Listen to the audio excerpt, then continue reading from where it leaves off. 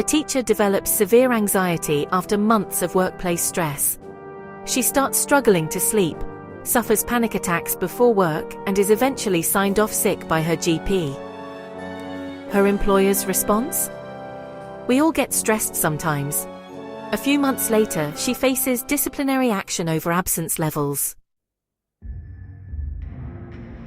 Now here is the critical question. Was this simply an illness? Or could it legally amount to a disability?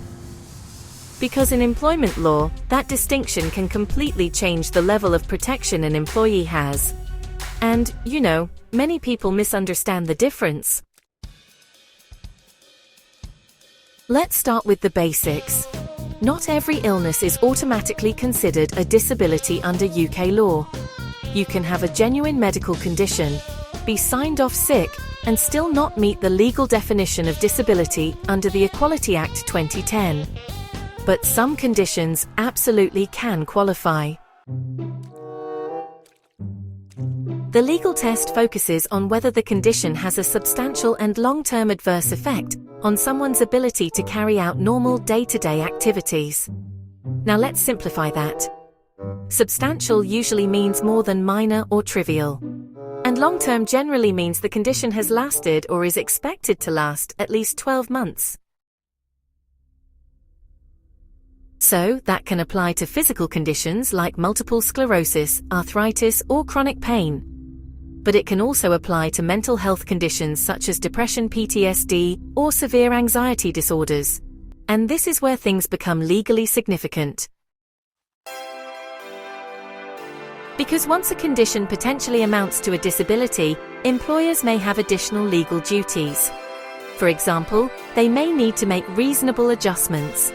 That could involve flexible working, amended duties, reduced hours, additional support, or, changes to workplace procedures.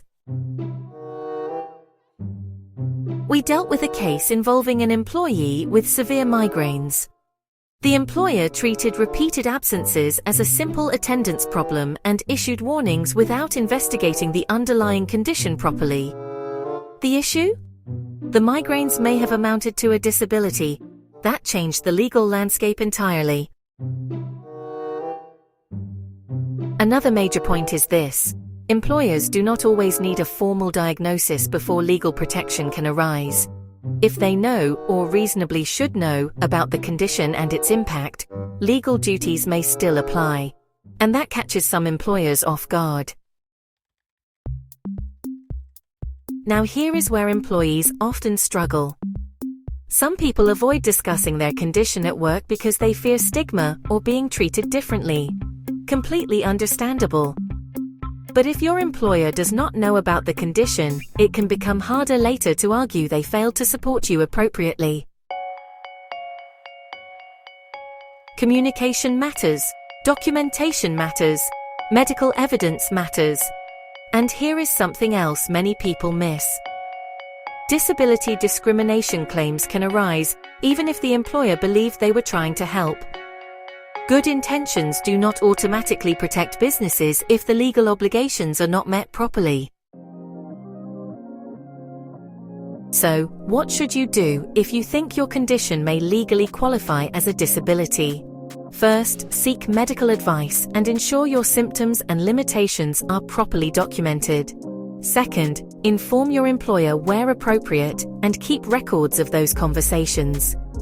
And third, take legal advice early if you are facing disciplinary action, dismissal, unfair treatment, or refusal of adjustments linked to your condition.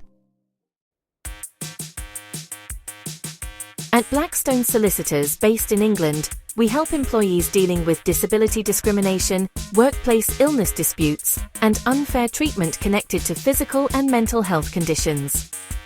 Because in employment law, the difference between an illness and a disability can change everything.